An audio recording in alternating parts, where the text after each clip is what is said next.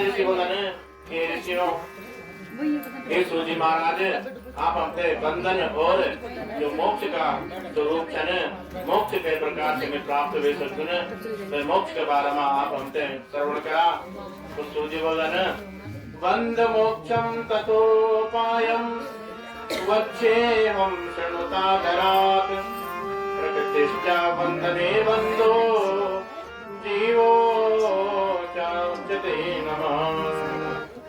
सूजी कहते हैं कि जो बंधन और मोक्ष का स्वरूप है, वह मोक्ष का उपाय मैं तुम्हें बताता हूँ। जो प्रकृति है और आदि 8 बंधनों से जो बंधन है, वह जीवन बंध कहलाता है, और जो उन 8 बंधनों से छूट जाता है उसे मुक्त कहते हैं। जो प्रकृति है, पृथ्वी, तेज, जल, वायु और आकाश, जो हमारे प्रत्यक्ष रूप में दिखाई दे रहा है, उसके बंधनों से जो हमें शक्ति प्राप्त होती है, जिससे हम भगवान का संकीर्तन करते हैं, और उसके बाद जब संकीर्तन करते हैं तो हमें मोक्ष की प्राप्ति हो जाती है। प्रकृत्यक्रम ततो बुद्धि अहंकारो गुणात्मना पंच तन्मात्र वित्तेत प्रकृत्यस्कम विदो। और सूची कहते हैं कि सुनकादि ऋषियों, जो प्रकृति है वह बुद्धि है, और जो प्रकृति जो हमारे अंदर व्याप्त है, उन्हीं में त्रिगुणात्मक अहंकार और 5 तन्मात्राएं हैं। इन्हें ज्ञानी पुरुष प्राकृति कहते हैं। और जो प्रकृति के 8 तत्व है, वह समूह से देह की उत्पत्ति हुई है। देह कहा जाए हमारे शरीर की उससे उत्पत्ति हुई है, और उस शरीर से हम कर्म करते हैं, और फिर कर्म से नूतन देह की उत्पत्ति होते हैं। जैसे उस शरीर से हम पुण्य कर्म करते हैं तो हमें पुनः पुण्य शरीर मिलता है, और यदि हम बुरा कर्म करते हैं तो हमें बुरा ही शरीर मिलता है। इसलिए शरीरम त्रिविधम ज्ञेयम स्थूलम सूक्ष्म च कारणम स्थूलम व्यापरदम प्रोक्तम सूक्ष्मेन्द्रिय भोगदम। और सूजी कहते हैं कि जो शरीर का स्थूल और सूक्ष्म जो शरीर है, वह भेद 3 प्रकार के माना है।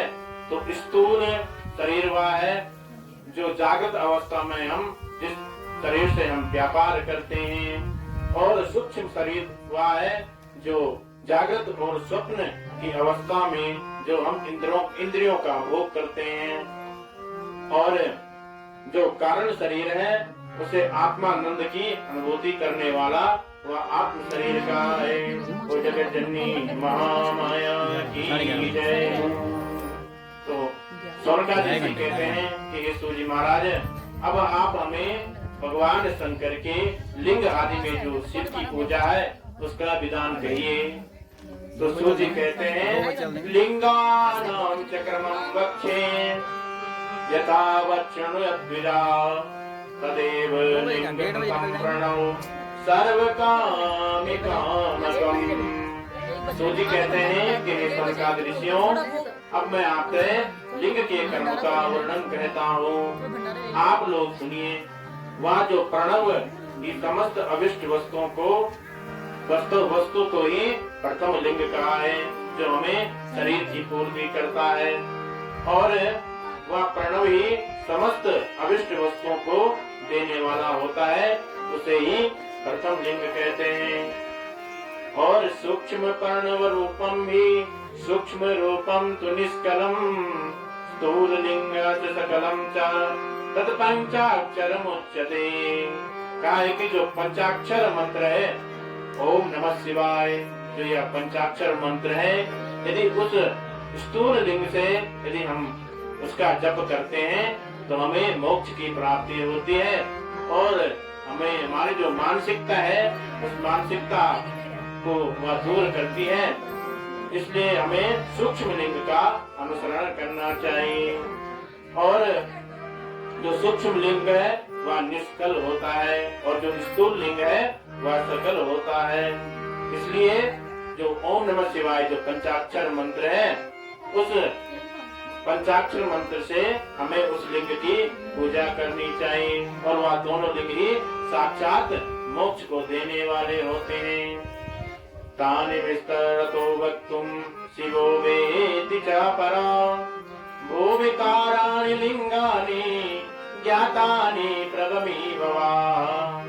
और जो इन दोनों लिंगों की पूजा करता है उन्हें भगवान शिव ही विस्तार पूर्वक उन्हें बता सकता है और कोई नहीं बता सकते हैं। इसलिए जो जो लिंग ज्ञात है उनको मैं और आप लोगों को बताता हूँ।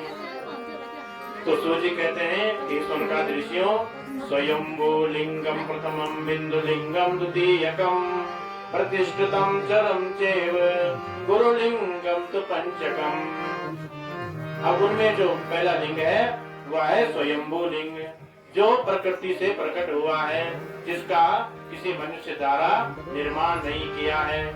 तो दूसरा लिंग है बिंदु लिंग और तीसरा है प्रतिष्ठित लिंग, जो किसी के द्वारा प्रतिष्ठित किया गया है, वह तीसरा लिंग है। और चौथा लिंग जो चर लिंग है और जो पांचवा लिंग जो गुरु लिंग है, जो गुरु के अनुचरणों से जिसकी स्थापना की है वह गुरु लिंग कहा है।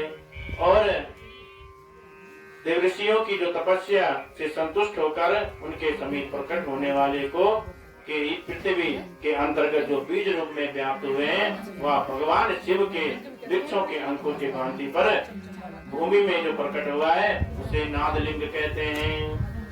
तलिंग पूजया ज्ञानम स्वयमेव प्रवर्तते सुवर्ण रजताओ पृथिव्यां स्थिते। और जो स्वयंभू लिंग है, यदि उसकी पूजा से उपासक को ज्ञान का उसका ज्ञान बढ़ता है और कहते हैं कि जो सोने और चांदी आदि का जो पत्र पर भूमि पर तथा वेदी पर अपने हाथ से लिखित जो प्रणव मंत्र उस लिंग है उसमें यंत्र लिंग का आलेखन करके उसे मोक्ष की प्राप्ति होती है। ऐसे इन लिंगों के बारे में सूर्य कहते हैं और कहते हैं कि देवतस्य ऋषिश्चापि स्वात्मा सिद्ध्यर्थमे वही समंत्रेणात्महस्तेन कृतम यच्छ्रुत मंडले। और कहते हैं कि जो देवता और ऋषियों ने जो आत्म सिद्धि के लिए अपने हाथ में जो उच्चारण शुद्ध का मंडल और उस लिंग का पौरुष और उस लिंग की जो स्थापना की है उसे पौरुष लिंग कहते हैं। और उस लिंग की पूजा करने से सदा हमें पौरुष और ऐश्वर्य की प्राप्ति होती है। लिंग नाविस्तता जिह्वा नासाग्रम दशिका क्रमात् गच्छादिस्तु लोकेषु लिंग मध्यात्मिकम चरम। कहते हैं कि जो लिंग और नाभि जिह्वा नासिका का जो अग्रभाग है और शिका में जो कर्म से कटी और हृदय में जो मस्तक, तीनों स्थानों में जो लिंग है उसे भावना की गई है। और आध्यात्मिक लिंग को ही जल लिंग कहते हैं। और जो बड़े बड़े पर्वतों में स्थापित होते हैं उसे पौरुष लिंग बताया है। यदि जो व्यक्ति उसकी पूजा करता है तो उसको ज्ञान की प्राप्ति होती है। इसलिए पौरुष लिंग का निर्माण प्रकृति स्वरूप से होता है। अब सूजी कहते हैं, ऋषिगण कहते हैं कि सूर्य महाराज अब आप हमें शिवलिंग की महिमा और पार्थिव लिंग की महिमा का वर्णन करें। तो सूजी कहते हैं कि शृणुत्वा मृषया सर्वे सद्भक्त्या दरतो किला सर्व शिव पार्थिव लिंगस्य महिम्ना प्रोचते मया। सूजी कहते हैं कि ऋषियों, मैं शिव के पार्थिव लिंग की महिमा बताता हूँ, आप लोग भक्ति और आदर सहित इसका श्रवण करें। अभी तक ये ब्राह्मणों जो ब्रह्मा विष्णु प्रजापति का अनेक ऋषियों ने पार्थिव लिंग की पूजा करके अपना संपूर्ण अभिष्ट प्राप्त किया। और देव, असुर, मनुष्य, गंधर्व, नाग, राक्षस जो अन्य प्राणी भी है उसकी पूजा करके वह परम सिद्ध को प्राप्त हुए हैं। इसलिए पार्थिव लिंग का महत्व कहा है कि जो सतयुग था, सतयुग में मणिलिंग का जो मणि होते हैं उसके लिंग का प्रयोग करते थे, तब भगवान को प्रसन्न करते थे। और जो त्रेता युग में कहा है कि जो सोने का लिंग है उसको स्थापित करके त्रेता के लोग भगवान शंकर को प्रसन्न करते थे। और जो द्वापर युग में पारद लिंग है, और कलयुग में कहा है यदि कलयुग में जो व्यक्ति पार्थिव लिंग की पूजा करता है और पार्थिव लिंग को श्रेष्ठ माना है, उसे भगवान शिव की सभी सिद्धियां प्राप्त हो जाती हैं।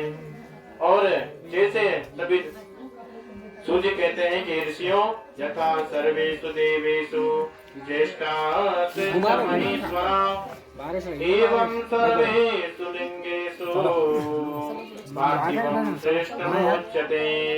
जैसे सभी देवताओं में शंकर ज्येष्ठ है और श्रेष्ठ कहे जाते हैं, उसी प्रकार लिंग मूर्तियों में जो पार्थिव लिंग है उसे श्रेष्ठ कहा गया है।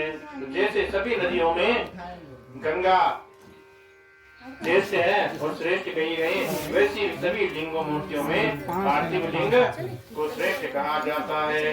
जैसे सभी मंत्रों में ओम का महान कहा गया है, उसी प्रकार शिव का यह पार्थिव लिंग श्रेष्ठ और आराध्य पूजनीय होता है। इसलिए सभी वर्णों में जो ब्राह्मण श्रेष्ठ कहा जाता है, उसी प्रकार सभी लिंग मूर्तियों में पार्थिव लिंग को श्रेष्ठ कहा जाता है। जैसे किसी को विद्या की प्राप्ति करना हो तो उसे पार्थिव लिंग की पूजा करनी चाहिए।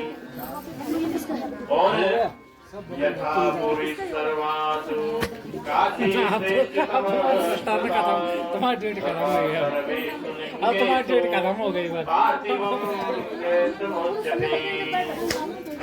जैसे सभी पुरियों में चलो चल काशी